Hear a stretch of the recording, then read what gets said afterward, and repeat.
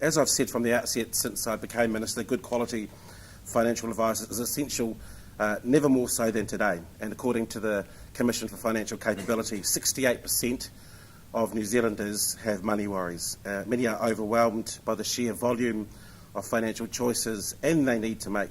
The complexities in understanding financial language is often a barrier for Kiwis making good decisions. As the Minister of Commerce and Consumer Affairs, it is my priority that New Zealanders can make wise, motivated and informed financial decisions. And of course, financial advisors play an important role in helping Kiwis towards better wealth management, understanding financial risk and opportunity, and ultimately encourage confidence in financial decision making. From a legislative perspective, the government wants to ensure consumers are able to access good quality financial advice, and the Financial Services Legislation Amendment Bill, or FSLAB as we call it, significantly reforms the way that financial advice is regulated. One of the key elements of the FSLAB bill is that it holds all advice to the same core standards like complying with a code of conduct, so that all consumers can be confident about the advice that they're getting. A lot of the feedback that I've heard is that consistency in the way that advisors are held to account is essential to build trust in the sector. I do appreciate, as Richard mentioned, that these changes may be somewhat unsettling for the industry, as change of the status quo poses challenges as well as opportunities. But I would like to assure you all that we've taken a measured and balanced approach to ensure that the new regime is workable. I have been clear that the bill must strike a balance between ensuring consumers can get access to quality advice while not imposing any undue compliance costs on the industry. And I have been paying attention to the impact on smaller business advice in particular, because they are a very important part of the industry, and I want to make sure that the new regime will work for them. The passing and implementing of the new financial advice regulatory regime in the bill is a priority, and we are making good progress.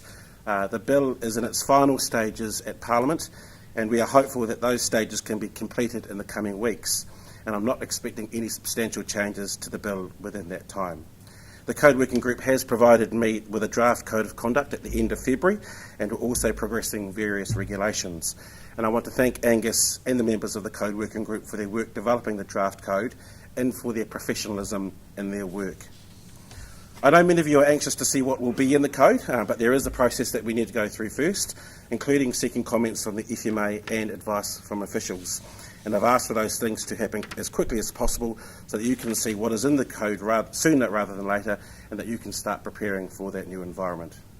I also want to thank those of you who have had input and have provided so far in the development of the new regime.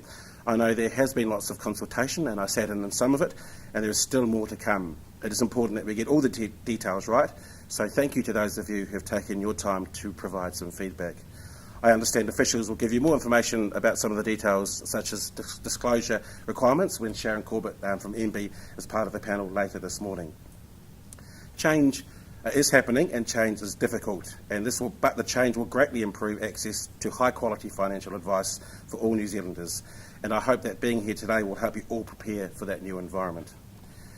This new environment will be important for helping address some of the issues identified by the FMA and Reserve Bank reports on conduct and culture in financial institutions, and for heading off the types of issues that have been identified in Australia through the Royal Commission process there.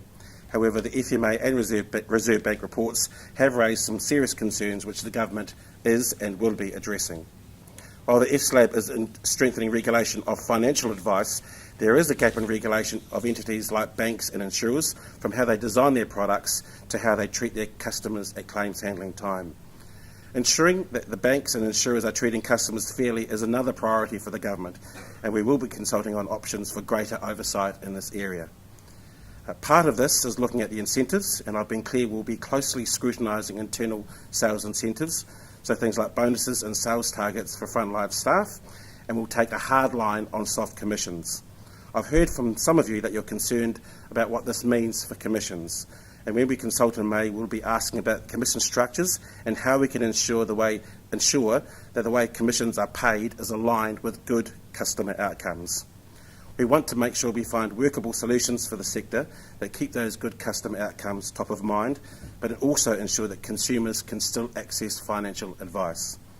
Finally, can I thank you again for your engagement so far on these reforms and for the work that you're doing every day helping New Zealanders make those wise financial decisions that we want them to make. Also, of course, thank you to the FSC for organising these summits. I think in a time when there is change on the horizon for your sector, making sure that we can engage and answer some of the questions and hopefully allay some of the concerns that you have along the way is extremely important for the government.